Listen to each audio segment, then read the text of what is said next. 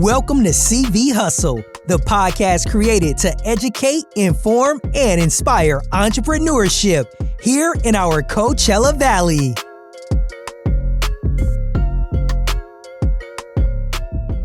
Welcome, everybody. I'm Robert Mraz. And I'm Fina Mraz. And this is CV Hustle, the podcast dedicated to inform, educate, and inspire local entrepreneurship here in the Coachella Valley.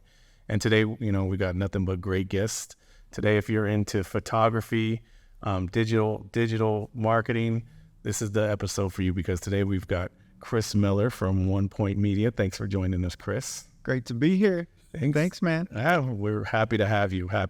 So we want to we always like to start with our entrepreneurs and take it way back. Take it to the origin story, not only of your business, but your origin story of yourself. So are you a Coachella Valley native or did you grow up somewhere else? I grew up in West Texas, near Amarillo, Texas. And my father was an entrepreneur. He always had his own business.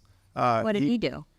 His big deal was he was an independent oil and gas producer. Long story short, he drilled oil wells in West Texas. Wow. And he always encouraged me, bring me to the office, bring me out to whenever they were drilling a new rig, he'd bring me out there. I remember this was like mid 80s. He would, these rigs would cost $1 million, and he didn't have $1 million, but he would get together groups of guys, and he always shared with me. It was a cool thing.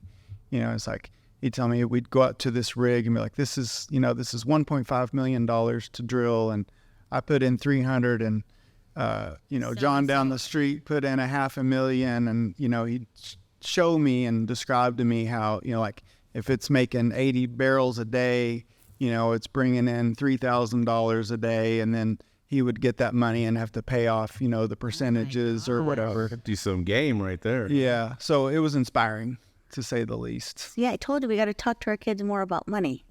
Right?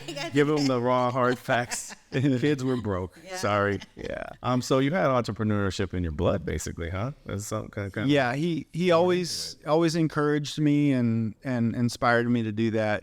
Always told me throughout college attempts and everything else. Find something you love to do. Don't worry about the money. Find something you love to do. And that was all his thing, whatever it was. If I was doing something that I enjoyed and I put the work in, then he was proud of me. So that was I had a great start. Oh, yeah.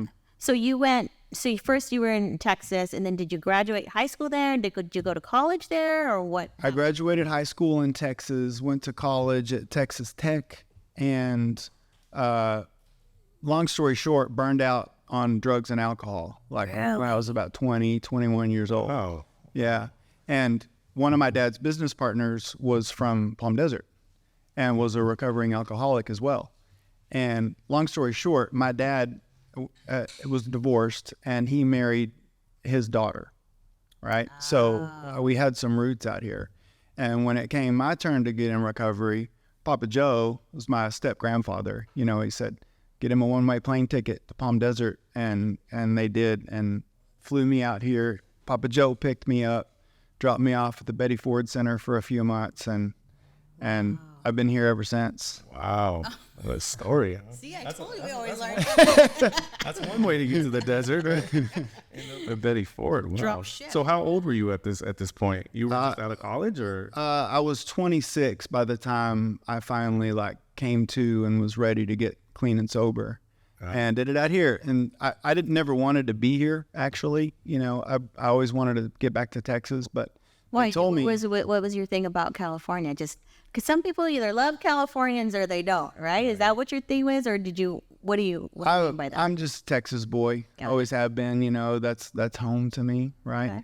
I've always said, kind of jokingly, I felt like I got stuck here, but I know there's a lot worse places to get stuck, I come to appreciate it. But, rocks and sand is not where my spirit lives. My spirit lives in rivers, lakes, and trees. Okay. And, that kind of stuff. So do you still have family out there then or in Texas? My dad passed away from cancer about 8 years ago. My stepmom and my mom both moved to Palm Desert in the last couple of years, actually. Wow. So your family's coming here then now. Yeah. And Papa Joe has a large family here. That's my technically my step family, but they've been my family for 30 plus years. I'm not even sure how long. Yeah, you support system, absolutely, too. But I have a whole big group of cousins, aunts, and uncles, you know, all from that side of the family that my dad married into many, many years ago.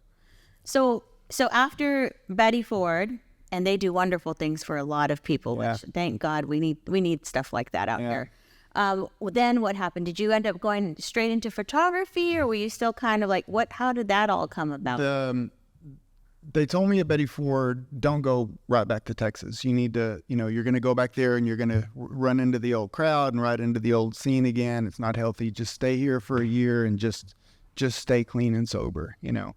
And in that, I did. And in that year, I got a job at Merrill Lynch, the Palm Springs office of Merrill Lynch. Really?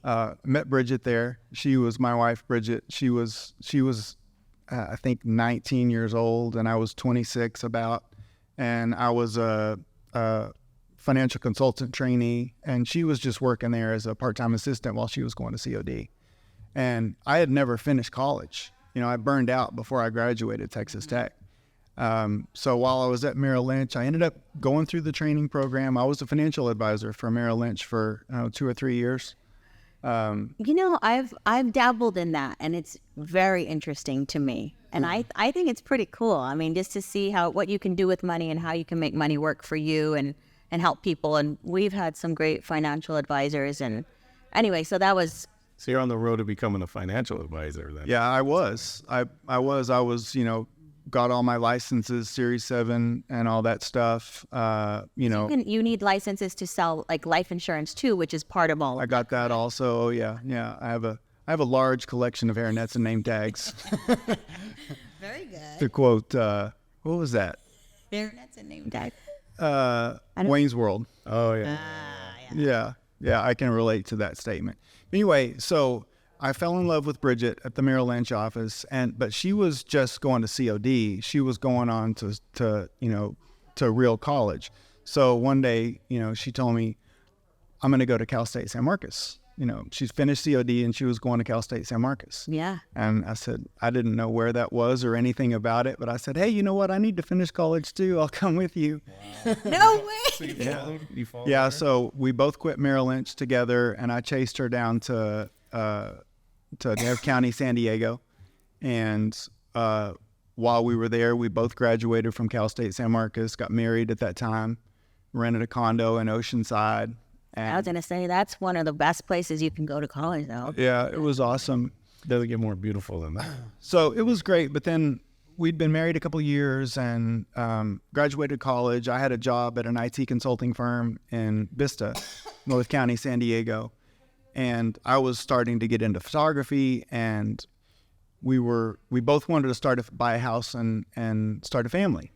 And at that time, I remember it was like, you know, $500,000 to buy like a starter home in San Diego, you know, and that's a while ago. 2 kids basically right out of college, like $500,000, like it was incomprehensible.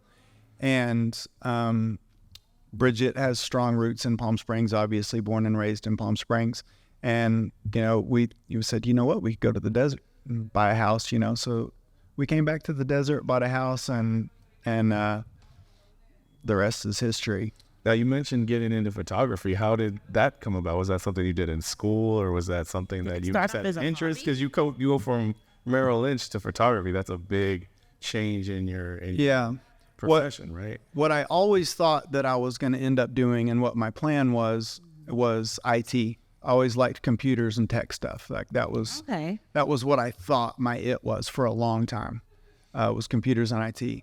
But with my dad inspiring my entrepreneurship, I wanted a business degree, so I got a management information systems degree. So for those that don't know, it's basically a business degree with a specialty in tech, right? Okay. Management information systems. So are they teaching you how to like code and do things like that? Yeah, I took 3 or 4 semesters of programming and along with accounting, finance, marketing, and all that other stuff. It was a bit of everything. It was a perfect degree for me, actually. And at the time, I thought, right? So I got the IT degree. I went to night school in San Diego at the time and became a Microsoft Certified Systems Engineer. to hang another name tag on my wall. Oh, tag, right? Yeah. So, but I also have always had this creative side, probably musically more than anything. I love to play guitar and was passionate about music and creativity in general. And at the time, the first digital SLR camera came out. This would have been, 2004, maybe something like that. The Canon Digital Rebel, and my mom had given me an old film camera when I was young, and I always liked playing with it, right? And I was taking pictures of sunsets at the beach and stuff. And while I was working this IT job, and I had this brand new digital camera. Photoshop was basically a new thing, Brand new. And I realized, back up a little bit. A good friend of ours was starting a wedding coordinating business in Palm Springs. And she knew that I was into photography, and she said, I have this young couple that's on a really strict budget, and can you help them out? Could you think you could photograph their wedding? And all I'd ever photographed was like sunsets on the beach and surfers maybe a little bit, right? But like landscape photography was my thing. And I thought, hell no, I'm not going to photograph a wedding. And they said, well, they have an $800 budget. And I thought that was how much the next lens I wanted to buy was. And I thought, well, how cool would it be if my camera, buys the lens, like generates the revenue to pay for itself, to pay for the new lens. So I'll do it. And that was my epiphany. Like, I had this advanced piece of hardware and software, this new digital camera in Photoshop, and it's earning my money. Like, it's earning me money. I was working for this IT firm at the time on an hourly rate. I don't remember what it was, like $25-$30 an hour, which was great, 25 years ago. Oh, yeah. I was a professional, but I also knew that he was billing me out at like $250 an hour. Right. We were managing servers and networks and backup systems for law firms, accounting firms, CPA firms, construction companies, and IT. So I was going and managing these servers and networks and stuff for these IT firms, making $25 an hour, and my boss was billing out at $250. And I got it. I got it. He's taking all the risk. He put up all the money for everything, and I'm getting a paycheck whether or not the phone rings, so that's his money, right? Mm-hmm. But I knew well enough from my experience with my dad that I wanted to be making my money.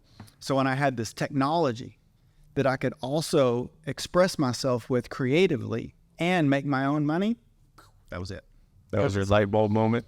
That was it. I'm like, it's not IT, it's photography. And fortunately, the IT background served me well and still does to this day. I run my company off of a server that I built that's serving multiple photographers and overseas editors and all this stuff. Like, it's high tech. I got the tech stuff dialed in because I had the background. So when you went to this, did they were okay with you being kind of a newbie at shooting for weddings? Did they know that? And did they like their photos? Full disclosure. Yeah, right. I don't even remember. All I remember about it was an Indian wedding, which is cool because it was very colorful. Yeah. Oh, yes. The camera likes color, and I would shudder to look at the photos. I hope nobody ever takes them up. It's one of those things. It's the first one. I just was flying by the seat of my pants on the first one, right? Well, so did the Photoshop? Did you start using Photoshop with their wedding? Well, I had used it to like touch up my landscape photos, my sunset photos of the beach and stuff like that. But I was using. So, what year was your first photography gig? What year was that? That was probably around 2005, 2006, something like that. Okay. Yeah. And you're back in the desert at this point? Yeah. So I discovered this new career. We wanted to buy a house. So we came back to the desert, and I literally printed up business cards that had Chris Miller, computer technician on one side, and on the back side, Chris Miller, photographer. Jack of all trades. Literally a two-sided business card. Photography work. Well, Flip over the card, right? And I got my CV hustle on, and I signed up for all the chambers of commerce meetings and BNI and all that stuff. And I would go to those, and depending on who I was talking to, would be which side of the card that I was. Yeah. Oh, and I supplemented my sparking of my photography career by, the bread and butter stuff was, doing some like freelance IT stuff. And I did that for a couple of years before the photography really took off and I didn't need to do the IT anymore. Wow. So you had multiple streams going at that point, huh? Well, they were, I don't know if you call it a stream. No, man. Did Bridget end up going into photography right away too, or she just was kind of going back into finance? She had always had the eye. And then with her, she got really good at taking pictures, I found. And I started getting into a thing where I realized about 15 years ago that I didn't like taking pictures of people. Because people have opinions on the way they look. That's true. And I would always get voluntold, by her to take our friends and families' Christmas card photos and stuff. My good side. Yeah. And one year, some good friends and neighbors of ours, I was going to photograph their Christmas cards that year. Friends of ours and Bridget's, and their new child. And something came up. I couldn't make it, so I gave her the camera. It's like, just put the red square on their nose and turn this and set this at that. And I set the camera up for her, and she knocked it out of the park. And she's been off ever since. Wow. And it's been great because anytime one of my clients needs a headshot or whatever, there it is. Call my wife. Okay, so you started kind of with this photography. So are you thanking the girl that gave you the opportunity for this wedding? Oh yeah, we still talk about it. That's awesome. Oh yeah. So then what happened next after that? How did the photography business start really evolving? I got hooked up with Deidre Buck. At the time, 20 years ago, she was the premier. Do you know who she is? Mm-hmm. She was the premier wedding photographer in town, certainly, if not, this state, big deal. How did you meet her? When we were at Merrill Lynch, I don't remember how this came about, but Palm Springs Life magazine was doing this wedding advertorial thing. Okay. And they needed a bride and groom. Oh, I remember. It was the shop where Bridget got her wedding dress from for our wedding. They were doing the wardrobe for this shoot or whatever. They need a bride and groom. So they asked us to do it. And like, yeah, that'll be fun. I didn't think that'll be fun. But anyway, long story short, we were the models for this shoot and Deidre was the photographer. And I was getting into photography, so that it's kind of fuzzy, but so this was a long time ago. But Deidre and I were off after that, and we photographed hundreds of weddings together. So what I tell Bobby is, every time we're interviewing people, the same thing we hear is the pieces just kind of all lined up. And like, seriously, we just happen to be, universe aligns and you see the path right before. Yeah. So then you two hit it off. And then she's like, hey, I need some help. And, would you be willing to help me out? Yeah. I was her second photographer for a long time. And she was struggling I was helping her out too in this way. She was struggling with transitioning from film to digital. Oh, yeah. Right? Oh, yeah, because during that time, everything's that's a transition time. Yeah, right? And her, for many weddings that we did together, she had her trusty film camera on one shoulder and a new digital camera that she did not like on her other shoulder, and she was coming to me saying, with the technical aspect of it. So I was her, second photographer / tech consultant, for her digital cameras that she hated. Wow. Oh, yeah. That's where your IT background really helped you kind of build. Yeah. I had already had the digital cameras down by that point. Yeah. And that was a new technology at the time. Yeah. I remember that time. It was like, there's no more going to Walmart and picking up your pictures anymore, right? Or remember that? I have to go to Costco and go through the M's and find your pictures. We used to do that back in the day. I never really did that. I'm a 21st century digital boy. You're ahead of, so that's where the IT comes into play. So that's awesome. So when you were taking all of these photos for her, so were you the one doing all of the editing and all of that, or did you guys give that over to somebody else, or how did that work? We edited our own. I don't remember if I edited her stuff as well. I just don't remember. We were doing our own editing. Right. So you said, I'm kind of tired of people. And then... Yeah, so my first love in photography was landscape photography, right? And I had this epiphany when we were out here in the desert and I was photographing a lot of weddings, which I didn't particularly enjoy. It was incredible training for me because a good wedding photographer is a good photographer, period. Because you're shooting fashion, architecture, event everything. A wedding is everything. And not only that, you get one shot. You get one shot at the kiss, one shot at the dance, like you got to nail it. Better be on it. Yeah. So I have no regrets for all the time that I spent photographing weddings. It was extremely valuable. But landscape photography was my passion. So I kind of wanted to keep doing that on the side. And one thing I noticed 25 years ago, the golf courses out here, I would see billboards of golf courses and full page print ads in Palm Springs Life of all these, amazing golf courses. The backgrounds of but it mountains. looked like a lot of these look like they sent the golf pro out to stand on the signature hole, with a point and shoot camera and in the worst possible light, and I'd see them and I'd go, oh God, if they would just done it then. And, Sure. So not like this was a brand new idea, not like it was my original idea, but It could have been done better. So you saw an opportunity. Basically, my epiphany was that if I could practice my landscape photo techniques on these golf courses, I could take these, the marketing of these golf courses to another level. So I started taking getting my CV hustle on again. Here. I started taking my landscape photography portfolio around to country clubs and golf courses, right? Wow. I'm like, hey, I saw this picture that you guys printed, paid $10,000 for this ad. How about if I made it look like this? And I would show them, these romantic first light of the day, kind of like, more artistic. And that took off. That took off. And golf course photography was like my next thing that I got into after weddings. And there's plenty of golf courses out here, right? And oh yeah. And the thing about those golf courses is because we work with a lot of country clubs, is once one uses you, the next one will use. It's all intertwined and incestuous. Like all the employees work at the same one. So if you get a good reputation, they start referring the same people out. I'm sure that's what happened to you too. Yeah, absolutely. So you added sales to your repertoire. Well, I'd had the sales like Merrill Lynch. I went through 2 years of sales training with Merrill Lynch and all that stuff.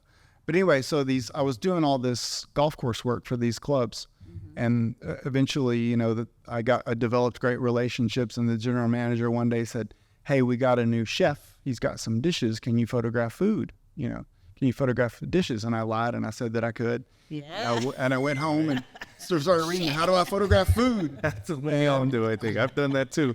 Better figure out how to do it, right? And then our real estate sales office needs somebody to photograph homes. Can you photograph homes? And I lied and I said that I could. And I ran home and how do I photograph houses? And that was it. It just took off from there, huh? Yeah. And the referrals kept coming in, right? Yep. Is most of your business referral based? Like you do a good job on one project, it's just going to lead to the next. Is that how? I would say more relationship based.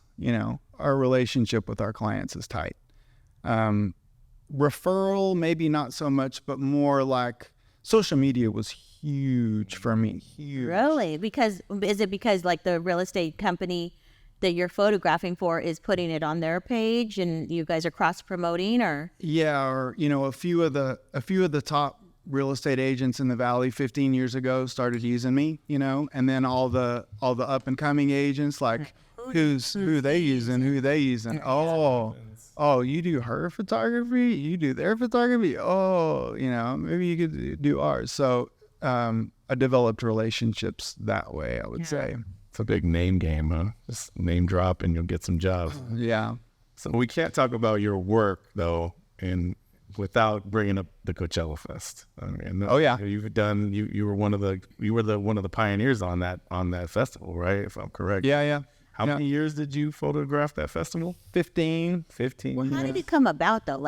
How did that come about? So, my love of music, I'm a wannabe rock star, Yeah, me too. mediocre guitar player in actuality, but in my mind, Oh, yeah. I'm a rock star in my own office. A star at heart, man. I just always loved music. I always wanted to play music and be part of the music scene. And in that first year, when I just started photographing weddings, back to that point, I signed up for Palm Springs Photo Festival, a big photo festival that happens every year in the spring in Palm Springs.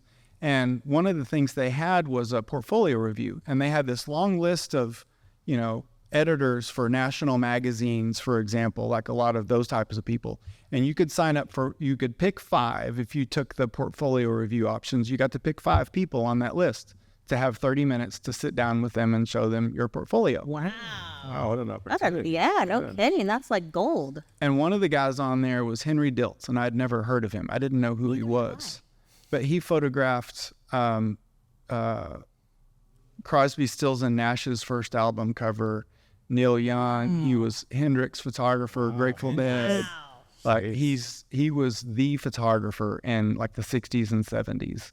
And still to this day is, you know, renowned as kind of like the OG king of live music photography. He was on that list, and I read his little bio, you know, like I'm signing up for this guy. Sure. Yeah. I didn't even go to any of the other ones. Oh, wow. I didn't even go to the other ones. I had a portfolio of wedding photos and sunsets at the beach. So I sit down with Henry, and he's like, what do you got to show me? I'm like, I don't, you know, you can look at this if you want, but that's not really why I'm here. You know, I'm passionate about music, and I'm passionate about photography, and I'm fascinated that you were able to combine the two. And I just wonder if you could, you know, share with me, you know, give me some insight on how to do that. And he was so gracious and so kind. And he basically said, first and foremost, there's no money in it. Forget about making money off doing this. There's no money in it. You got to do it for the love of the music. And I said, well, I'm in it for the love of the music. And he told me his secret was he developed relationships with these musicians. A good example is the Crosby, Stills, and Nash's first album cover is Crosby, Stills, and Nash sitting on the porch of this old dilapidated house in San Francisco, like run down, like a foggy day, and they're sitting on the porch, you know, with instruments, right? But he had befriended those guys in San Francisco and was hanging out with them. And Henry played harmonica. So he was like hanging out at their house, like literally just hanging out at their house, jamming on the front porch. And he stepped out to the street and took a picture. And was the album cover? That was Crosby, Stills, and Nash's first album cover. So it wasn't a staged production or anything? Not at all. Real and raw. And he has this incredible portfolio of behind the scenes photos. And he said, if you get to the point where you're doing this for a living, you're going to be in the photo pit. You're going to be in a photo pit with 100 other photographers all taking the same picture. He said, that's not where you want to be. You want to be backstage. You want to be on the stage. You got to find something that everybody else isn't doing.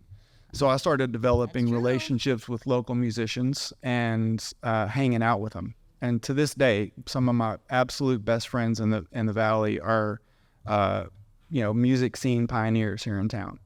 And I developed a portfolio of local bands, just in the style that he taught me to do.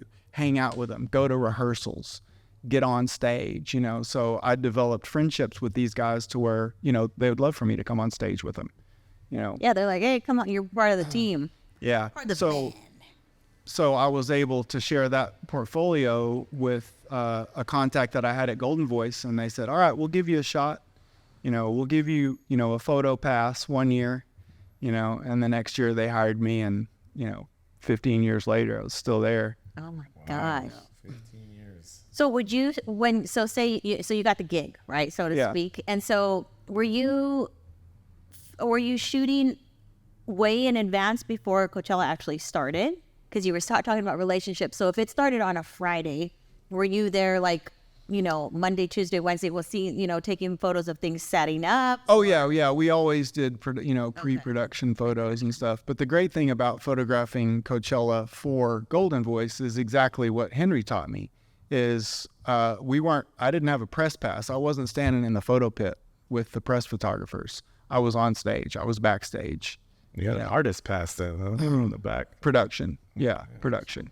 So I went where I needed to.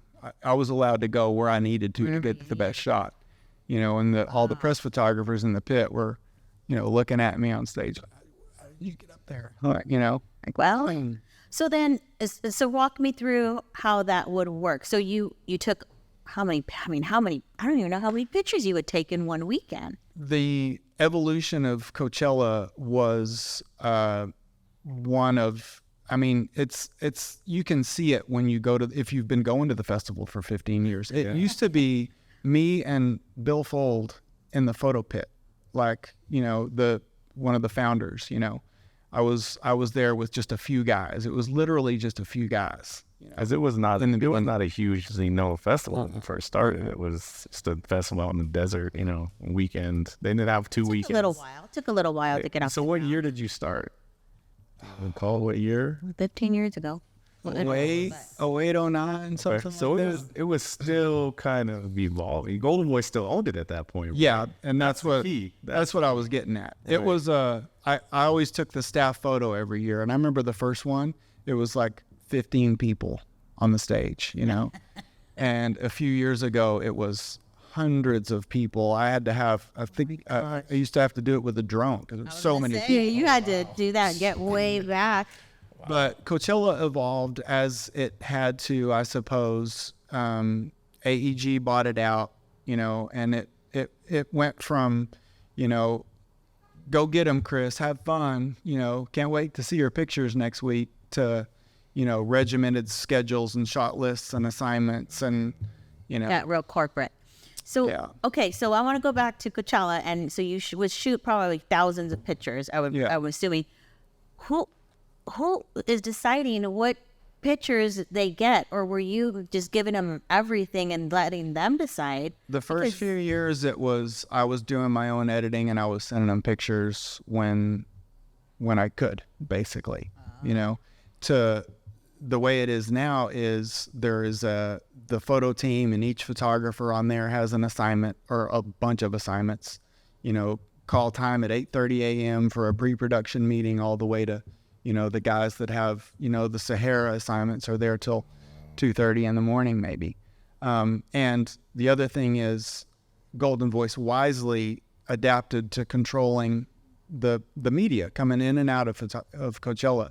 So there are now card runners, literally, like when we're in the photo pit for a headliner, we shoot, one song and there's a runner there. We give them the memory card. They hand us another card. They get that, jump in a golf cart, run it to the production, tagged, flagged, uploaded, and distributed to the world, like literally, a few minutes after I'm taking the photos. So that's all social media driven, right? Everybody's got to be first to get the shot, right? Yeah. So that just makes it a race against time. Takes the artistry out of it, right? I mean, if it's just a little bit. They were, the idea was that Golden Voice wants the world to see what they want to see of Coachella, right? So they started giving out far fewer press passes, and they became more reliant on us.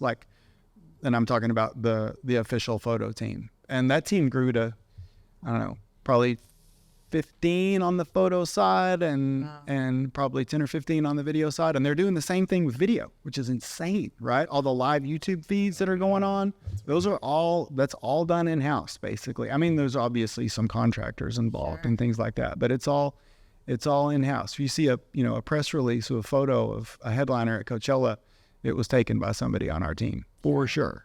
Wow. Yeah, they don't or Getty, release it if it's not approved by them, right? Yeah.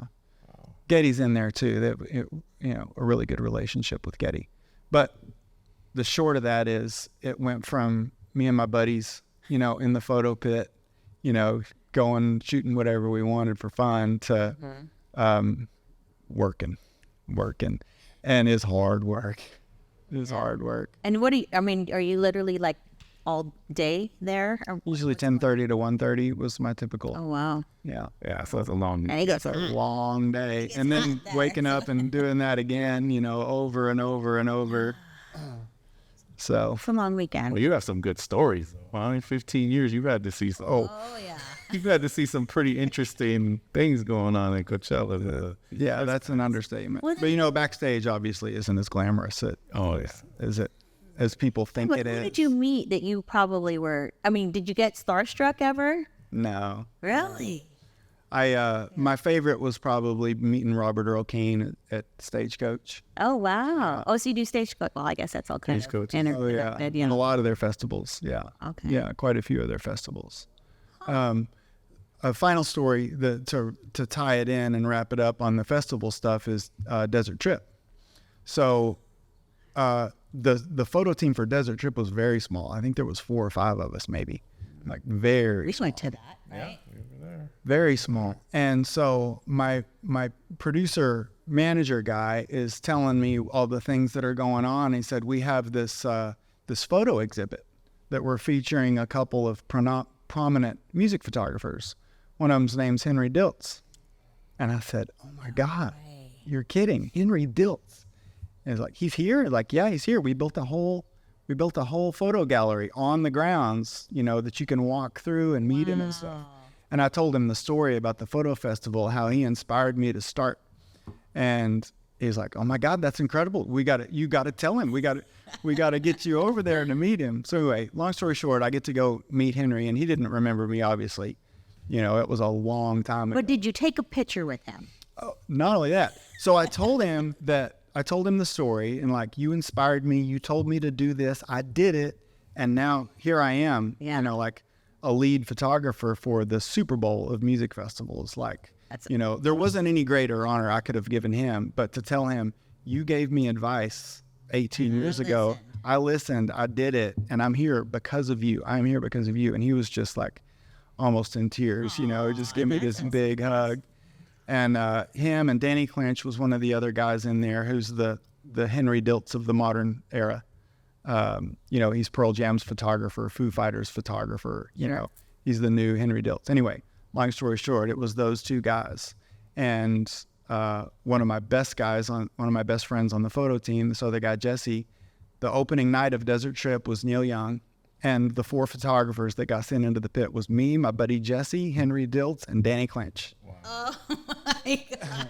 And it was just us. I mean, I think there was a couple of Getty photographers there, actually, now that I think about it. But we were walking into the photo pit, and I was like, guys, it was so surreal. Totally. Should we take a selfie? And Henry was like, yeah, let's take a selfie. I have a selfie of me and Henry and Danny Clinch and my buddy, walking into the photo pit for the opening set of Desert Trip. And that was it. I could have quit right then. Oh, yeah. Been like, hanging it up. Probably should have, now that I think about it. The top of the mountain, man, right?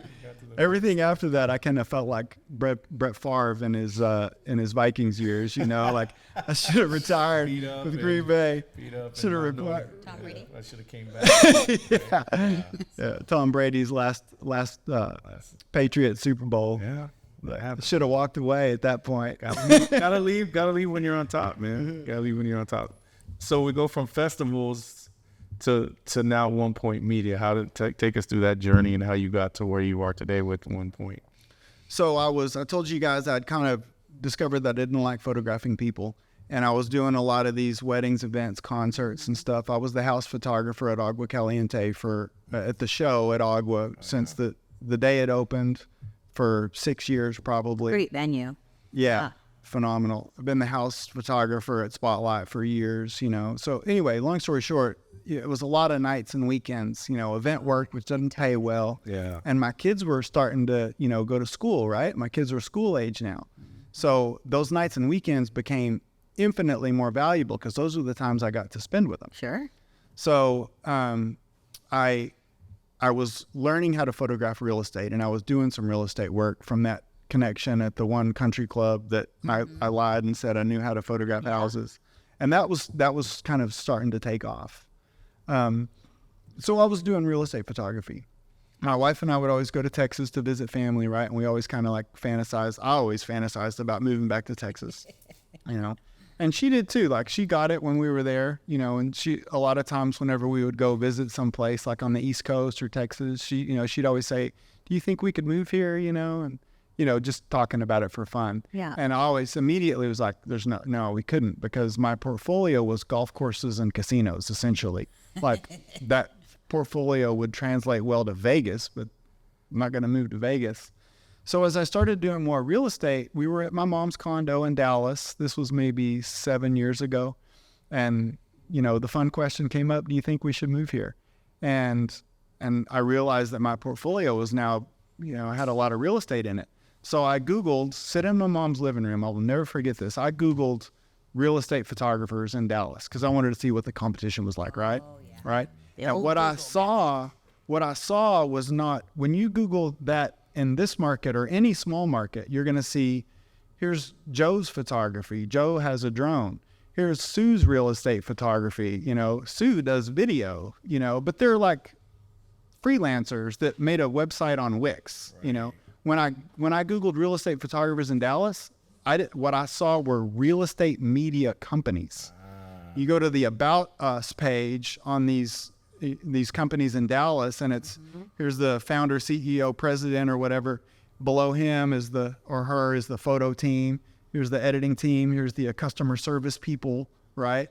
And I saw that person at the top. You're like, Like, that is who I'm supposed to be. That's who I'm supposed to be. Because it had always bothered me that our family income was dependent on me being healthy, right? True. If I broke my leg or broke my, if I was in a car crash and I became incapacitated for 6 weeks. Keyman Insurance. That would have been, no, that would have been 6 weeks without income, and that always kind of bothered me. And then I realized, like, not only should I be that guy, but if I'm that guy, I don't have to, do the actual work, the manual, like literally the manual labor part of it. Oh, yeah. And that was how One Point Media was born.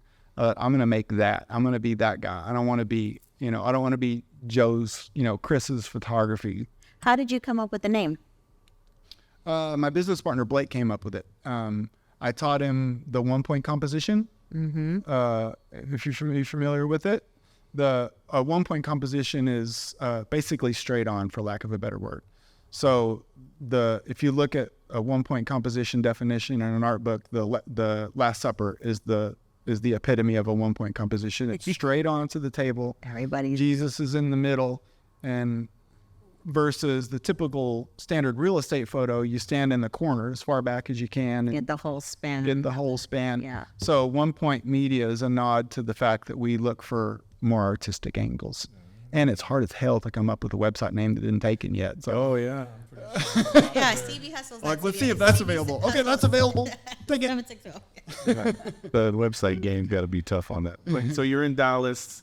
You realize, hey, this is what I want to do, and you're thinking about moving to Dallas. What made you kind of go, maybe we'll come back to the Valley? Because you were kind of... No, his mom wanted... No, you were kind of like, the family was kind of talking about it at that point, right? Well, Bridget and I always kind of like entertained the idea, for lack of a better word, like it'd be cool to move. And we went and looked at a couple of places to move, but our roots are here. Our kids are happy here. Bridget's family is here. My family is here, actually. And frankly, it was a lot easier to start a real estate media company here, where I was so well known for that. Right. Because you'd be first in the game if you built that up, right? You'd be first to market. And in Dallas, I would be, a very small fish in a very large pond. Right. I'd flip that around. I'd rather be the big fish in the little pond. That's right. And then dig the pond out further as the yeah, and get it, just build it up from that pond, Yeah, and it's still small. I've got like 4 contracted photographers, a small team of editors, but and I'm still shooting because I enjoy it. But I don't have to. I remember that first year. It was about 5 years ago. We go to Big Bear for a week every summer, and that first year where I had other photographers, and I was sitting at a cabin in Big Bear. I had to do an hour or two on a laptop a day.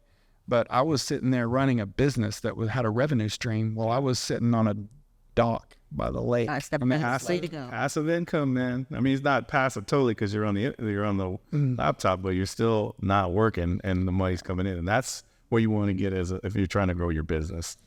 The trick to it was, though, and this is still a great challenge, to the question that was on the board about what was the greatest piece of business advice you ever got.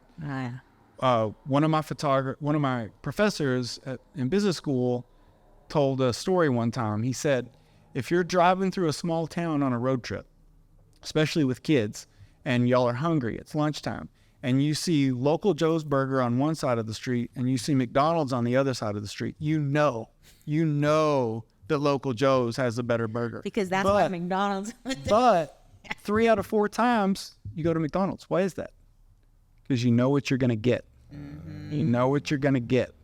And he said, the lesson was like consistency, right? How important is that? So I was wrong. That's good advice, though, consistency. I mean, that's key in business. Why do people go to McDonald's still knowing that that's probably better? Because it takes the risk out of the equation of where to get lunch. It's as simple as that, right? You go with the safe bet. The kids like People it. go with the safe bet. Yeah. True. And so that was a great challenge for me, was building a system for real estate media that I could replicate and not be the one shooting it. Right. Okay, so I have a question about the real estate thing, because you shoot some really beautiful, gorgeous mansions at this point, right? Yeah. So what is the biggest home you've shot, and how do you gauge how many hours that's going to take you, and how do you price that out and things like that? Last year I photographed a 28,000 square foot home at the Madison Club that sold. It was listed for $40 million. It sold for, I don't know, 30. Wow. Like 32 or 33 or something like that. That was the biggest one, I think. Yeah. Gosh. And so how long does that take you to shoot? A few hours. At least. I've developed an incredibly efficient system Just boom, boom. for photographing. Yeah. It just happened today. I was photographing some rooms at the Hyatt for their new remodel, and the marketing director was like, "You done? Are you sure you're done already?" We're like, yeah. It's true. You gotta be It's all about concise. processes, right? Yeah. It's all about processes. And I saw a meme or something not too long ago that said that I loved. I love this. I'll never forget it. It said, "You're not paying me $300 for the 20 minutes it took me to do my job. You're paying me $300 for the 20 years it took me to learn how to do my job in 20 minutes." Absolutely. We can relate to that for sure. Just because I can do it fast doesn't mean that everybody Yeah. can. You're paying for experience. You're paying for So my system is built on that. All my photographers are trained in this very efficient system. We have our on our website, you can book photos to have listing photos done, and our appointments are done in 90-minute blocks. Nice. And that includes getting to the next shoot. Like if my guys can't get in and out of a house, even doing photo, video, 3D tour, floor plan or whatever, if you can't get out there in 60 minutes, you're not doing it right. Wow. Yeah, because it's all about numbers, right? So I don't know if you know, but Chris has done a couple of shoots for us over at the Thermal Club. Oh, okay. Yeah, and aren't those cool houses? They're just there's such a trip in summers. My dad was also a car collector, so anytime I get to be around cars, it's I feel my dad when those race cars go by. I love getting to go It's out a there. great sound. Yeah, you definitely get wrapped up. At the Club, man. It's where all the rich people go to play. Right? Hey, you know what? That's okay. It good. brings That's lots good. of business to Keep the bringing valley. them. Keep bringing them down here because it only helps the local economy. So. Ooh, I feel like I'm in spewing. Oh, wait, that's what we're here for. It's a podcast. That's what we're here all about. While we're on time. So you did hit on the first kind of question we asked at the kind of towards the end of the interview. The best advice you've ever gotten. What's some of the worst advice that you've ever gotten? I saw that question also, and I was thinking about that. And it's funny. We've all had bad advice. I know I have. I don't know, but one thing that I thought of that I might be able to relate to a little bit is what my dad told me about. Find one thing to do well, that you enjoy to do and do it better than anybody else, and just do that. But what my dad couldn't have predicted, being a good old boy, in the oil and gas fields in West Texas, is adaptation. I've really had to adapt a lot. Like I can't do one thing and do it well anymore. Yeah. Ariel's a good example. I remember one of my very best clients and a dear friend.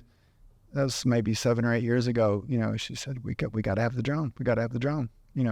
She said, It's what it is now. She said, "You're gonna do this for me, or I'm gonna hire somebody else to do it." And there it was. There it was, real quick, right? Well, it's the same thing. You have to evolve with your business. It's just What AI is gonna push everybody else to do some changing as well. Yeah. It's gonna totally affect the way everybody does business. So the drone is just the first part of it. I think artificial intelligence is gonna make all of us entrepreneurs really have to look and see, what our Change skill the set- game. Yeah, see if our skill set's even going to be relevant in 20 years. Yeah. That's what you really got. you got to rely on your creativity. So I had to go back to what I thought was the best business advice I ever got from my dad. That do one thing and do it better than anybody else.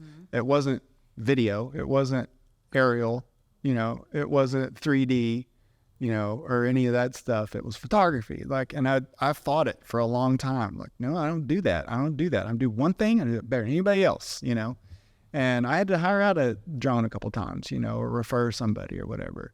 But I had to adapt. Like, okay, I gotta do this, So researching drones and getting the license and the registrations and the training and learning how to do that. And then after that, it was video. Video was the same story. My clients started saying, hey, listen, we got to have a video.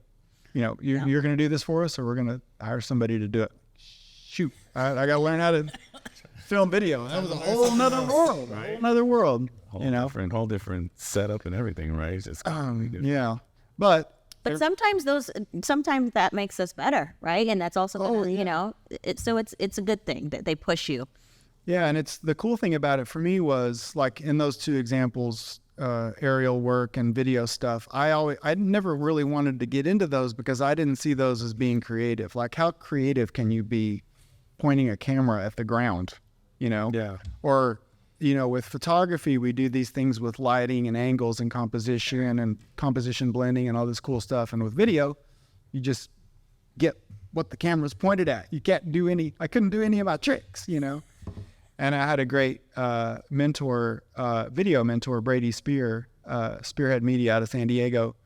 And he took me under his wing and he started showing me how you can be creative with video, using movements and parallax and focus, shifting and all this stuff. And I was like, all right, I get it. It. Video's cool. Now I love photographing video. Now if I go to a house like that one, like, we're doing video, right? We're doing video, right? No? Okay. I'm going to do video anyway. Yeah. But ever evolving, right? It's just the industries force you to technology forces you to kind of evolve. And he also photographed the Shag House for me. yeah, that's right. Yeah. Did the Shag House. You guys worked on the women house. Yeah, that was a cool one. Yeah, you had a lot to photo in there. Right? Yeah. That was fun. That was awesome. So we're getting up against it, but where can our listeners find you and your work if they want to reach out and kind of maybe pick your brain about a little bit more of the photography and digital? Yeah, thanks, man. OnePointMediaGroup.com. Okay. On the web, on Instagram, and on the Facebook. We don't tick or talk or tweet yet, but I haven't evolved. It sure is coming. I haven't evolved that far. To get to those youngsters, you better be on that TikTok, man. Yeah. So. But the system that I built is I have photographers in multiple regions in Southern California, all tied into the website and the system that I built. So when you go on onepointmediagroup.com, if you're a realtor or you have a rental property or whatever that you need photographed, you type in the address and on our website, and it'll give you a list of, it cross-references that to my photographer's availability, location, and skill set, and it'll bring up that photographer's calendar for you to book, a photo shoot online, and that person has been trained by me to do it my way. Good. Yeah. And you're all over, so it's not just Coachella Valley; it's all over Southern California. Yeah. Arrowhead, Inland Empire, High Desert. Service anybody in Southern California, basically. Yeah. Awesome. Well, I sure learned a lot. I don't know about you. I sure learned a lot. Thank you so much for coming. It's great to get to hang out with you guys. I always like hanging out with you. It's cool to do something other than a sideline. Other than football. Although that'll still be my favorite place to hang out with you. We'll still be there. We'll always be there. But so thanks for joining us, everybody. If you found some value in this, like and subscribe, and we'll talk to you guys next time. Thank you.